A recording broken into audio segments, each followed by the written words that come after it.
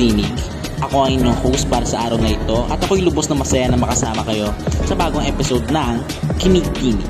Ako si Renhard de Galario at narito ang mga may init na issue na ating hinaharap sa panahong ito. Tara't mag-usap tayo. Move It With Confidence program na isinagawa ng Rexona sa Signal Village National High School, tagumpay at tunay na impormatibo. Mga tagapakinig, tunay nga na malaking bagay at napaka-importante na magkaroon tayo ng usapin ukol sa tamang pangangalaga ng ating mga katawan. Mas nabigyan din ng usapin ito at tunay na may natutunan ng ating mga mag-aaral sa programang ito. Sa ikalawang bahagi ng ating podcast, pag-uusapan natin ang lumalalang problema kinakaharap ng Metro Manila, ang kakulangan ng tubig. Ayon sa ulat mula sa Philippine Atmospheric, Geophysical at Astronomical Services Administration o PAGASA, inaasahang mararanasan ng Kalakhang, Maynila ang kondisyon ng meteorological na tagtuyot sa mga susunod na buwan ng Abril at Mayo. Napakaraming mamamayan na apektado ng sitwasyong ito. Ang Angat Dam na nagbibigay na halos 90% ng tubig sa Metro Manila ay patuloy na bumababa ang antas. Ngunit hindi lamang ito tungkol sa supply ng tubig. Ito rin ay usapin ng pangangalaga sa ating kapaligiran at wastong paggamit ng likas na yaman. Sa ganitong panahon, mahalagang tandaan natin ang kahalagahan ng pagtutulungan at pagiging responsable sa paggamit ng tubig. Mga simpleng hakbang tulad ng pagtitipid sa paggamit ng tubig sa pang-araw-araw na gawain ay maaari makatulong upang mabawasan ang epekto ng tagtuyot.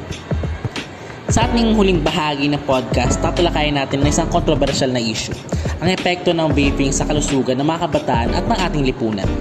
Sa kasalukuyan, maraming mga kabataan ang nahuhumaling sa vaping na itinuturing na isang mas ligtas na alternatibo sa paninigarilyo. Gayunpaman, ayon sa mga pag-aaral, ang vaping ay may mga potensyal na panganib sa kalusugan, lalo na sa mga kabataan.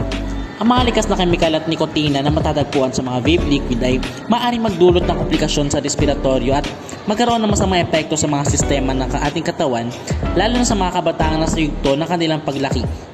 Bukod dito, ang pagdami ng mga insidente ng vape-related lung injuries at ang mabilis na paglago ng industriya ng vaping ay nagbibigay diin sa pangailangan ng pag-aralan at regulahan ang paggamit ng mga produkto ng vape. Sa ganitong sitwasyon, mahalaga ang pagbibigay ng sapat na impormasyon sa publiko tungkol sa mga panganib ng vaping at ang pagpapalakas ng mga regulasyon upang maprotektahan ang kalusugan ng ating mga mamamayan, partikular na sa mga kabataan. Iyan ang ating pagsasalang-alang-alang sa epekto ng vaping sa kalusugan ng ating mga kabataan at lipunan. Sa kabila ng mga pag-aanunsyo ng pagiging ligtas ng vaping, mahalaga pa rin na maging maingat at maging responsable sa paggamit ng anumang produkto na may kaugnayan sa kalusugan. Ang pagpapahalaga sa ating kalusugan ay isa sa mga pangunahing tungkulin natin bilang mga mamamayan. Maging mapanuri, maging mapanagot at lagit-lagi maging mababatsyag sa ating mga usaping nakapekto sa ating buhay. Huwag kalimutang mag-ingat at maging responsable sa paggamit ng likas na yaman, maging malinis sa ating katawan, at tigilan natin ang pag-vape. Hanggang sa susunod na pagkikita, ako ang inyong host si Renhard at ito ang Kinig-Tinig Podcast kung saan tayo ay nagbibigay tinig sa mga hapon at mga solusyon ng ating panahon.